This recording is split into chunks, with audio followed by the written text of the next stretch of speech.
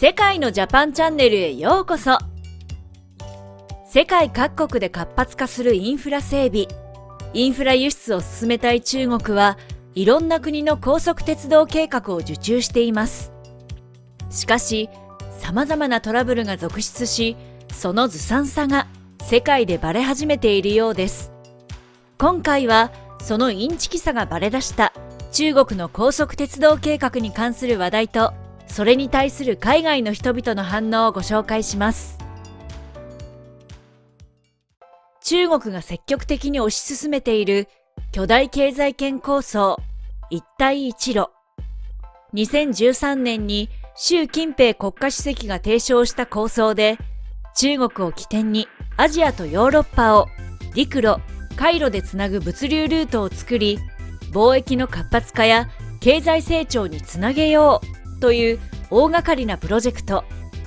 古来中国とヨーロッパをつないでいたシルクロードの現代版ですね。一帯一路の一帯は中国から陸路でバルト海、地中海、インド洋を結ぶ3ルートのことを指し、一路は海路でインド洋からヨーロッパ、そして南太平洋を結ぶ2ルートを表しています。中国はこのルート上にある発展途上国を中心に、鉄道や港湾などのインフラ整備を積極的に取り組んでいます。中でも高速鉄道のインフラ輸出には特に力を入れており、世界各国で破格の条件を提示し、受注に成功していましたが、その計画がトラブル続出で次々と頓挫しているのです。アメリカと中国の合弁で計画されていたアメリカのネバダ州ラスベガスとカリフォルニア州ロサンゼルスを結ぶ全長 370km の高速鉄道計画。2016年6月、アメリカ企業のエクスプレスウエスト社は中国鉄道総工士との合弁解消を発表しました。このプロジェクトは投資額127億ドル、日本円で約1兆3500億円もの投資が行われる中国にとって初のアメリカへの鉄道輸出となるはずでした。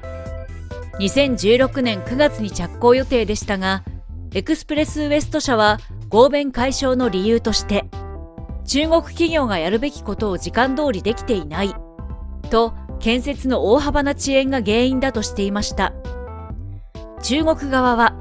一方的な解消で無責任だと批判したといいますが、そもそもアメリカ政府が求める要件として、高速鉄道はアメリカ国内で製造されなくてはならないとされていて、アメリカ国内で生産された鉄鋼やその他の製品を優先的に使うことが義務化されています。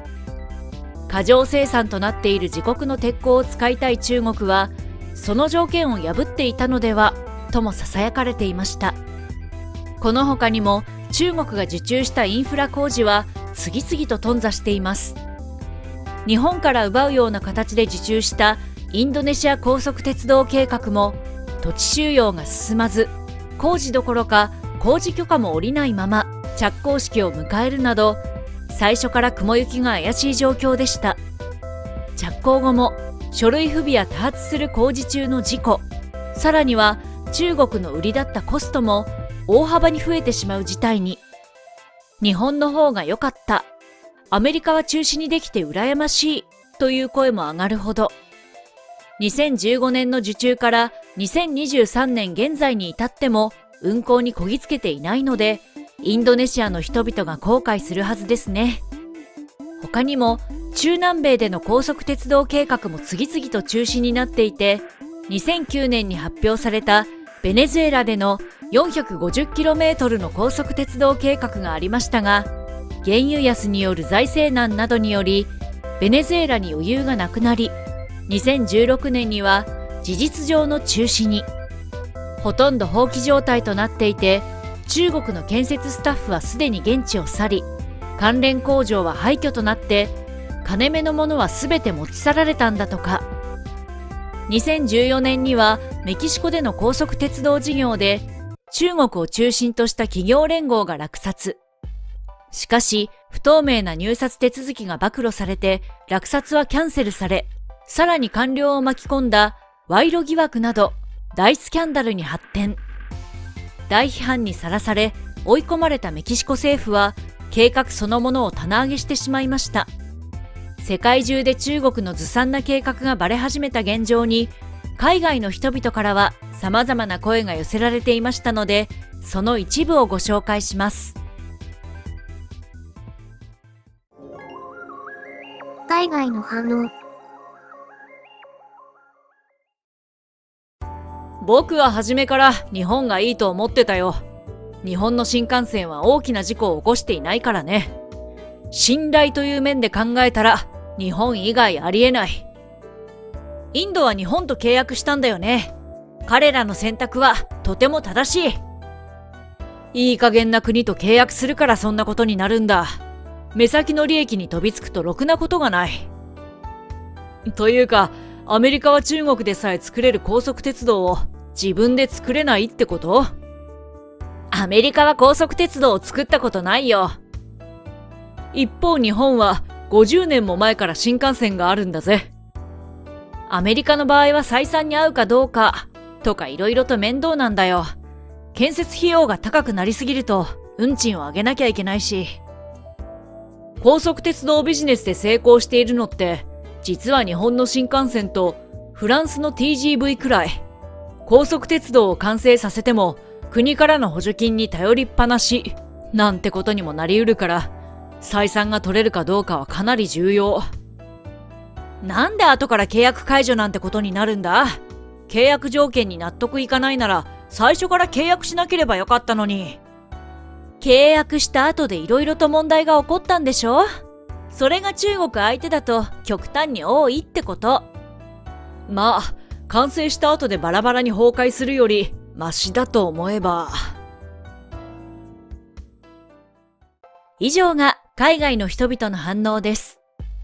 このようないい加減な計画ばかりの中国に嫌気がさし、日本に支援を要請する国が続出しています。日本を蹴ってまで中国に決めたインドネシアも、進まない工事に加え、膨らむ一方の費用に焦りが出始めたのか、2020年に日本を高速鉄道プロジェクトに加えたいと支援を求めてきました。インドネシアに関しては自業自得なので、当然日本は拒否しましたが、他国では中国が投げ出した計画を日本が引き継いだ例もあります。かつて中国が鉄道建設を計画していたフィリピン。2004年頃、中国からフィリピン政府に対してマニラ首都圏の鉄道整備へ支援を提案していました。なんと無償での協力というフィリピンにとってまたとない提案。この提案を受け入れたものの、工事の中断が相次ぎ、支援計画にも不法な疑いが出てきてしまい、秋野前大統領が計画を凍結。日本はその事業を引き継ぐ形で南北通勤鉄道計画の支援を行っています。めちゃくちゃな計画が目立つ中国の鉄道において、もう一つ懸念されるのは車両事故の多さ。2015年と少し前ではありますが、この年に発生した列車事故は210件に上り、車両の故障による事故は 45% も増加。故障による事故が最も多いのは高速鉄道でした。日本の新幹線は開業以来脱線などの事故がほとんど起きていないことと比較すると、いかに事故が多発しているかがわかります。特に2011年に中国で起きた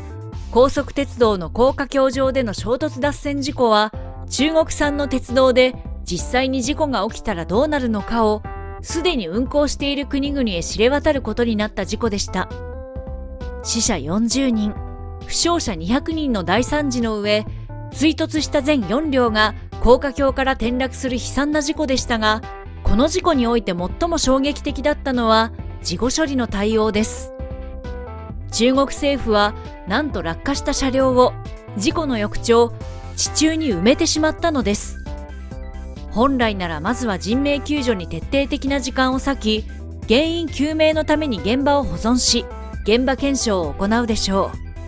う。しかし、中国は何よりもまず、証拠隠蔽に動いたとしか思えないスピードで、事故車両を解体し、埋めてしまいました。そして事故から2日後には、何事もなかったかのように、運航を再開したというのですから驚きです。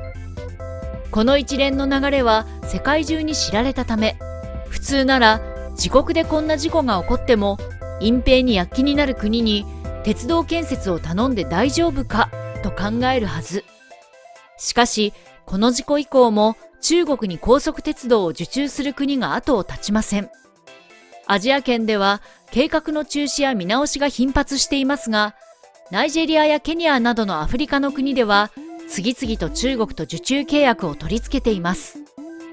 大きな理由はやはりコスト面でしょう。他国の案と比べて圧倒的に安く早く完成する中国案は、インフラ整備を早急に整えたい国にとってとても魅力的。しかしそれだけではなく、安全性への意識が日本や欧米諸国と少々違っています。高速鉄道といってもアフリカでより重要視されるのは貨物列車の運行。どれだけ安全で事故が少ないかより、事故が起こってもすぐに運行できるかというより現実的な方を選んでいるとも言えます。鉄道に対する価値観が根本的に違っているのかもしれませんね。とはいえ、中国融資によって莫大な借金を負わされ、結果的にインフラを中国に抑えられてしまう、いわゆる債務の罠は、アフリカの国々でも懸念されつつあり、西側諸国も中国のアフリカ進出を大いに警戒しています。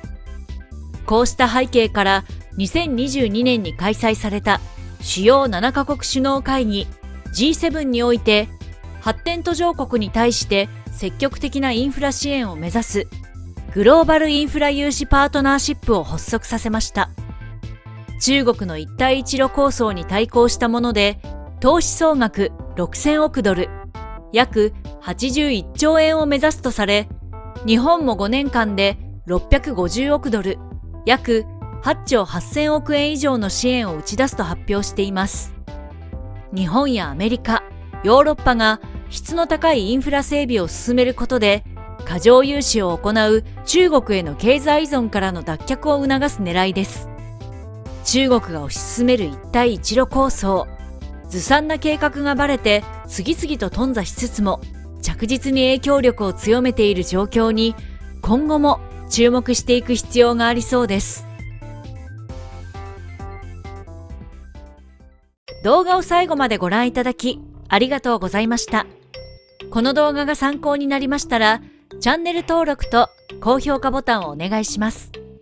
今回のナレーションは白鳥さんがお送りいたしました。